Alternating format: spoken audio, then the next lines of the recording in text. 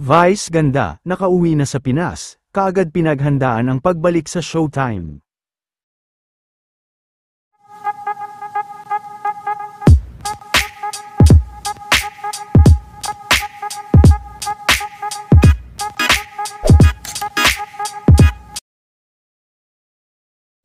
Matapos makauwi kahapon nila Vice Ganda at Ayon Perez sa Pinas, ay nagpahinga muna sila hanggang ngayong araw at hindi nakapasok sa Showtime, at bago naman itutuluyang magbalik sa Showtime bukas, para sa Chinese New Year celebration, ay kaagad naman itong nagpaganda sa Bello Medical Group.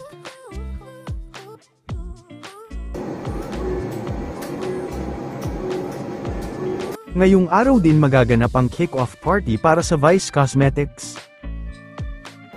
In fairness dito sa M-Face ha, tumulis yung pes ko agad. Ayan tignan mo. Humaba. Lusaw yung taba agad Ay, gusto ko na tong M-Face. Ayan bumigas ulit. Maganda. Puta ka.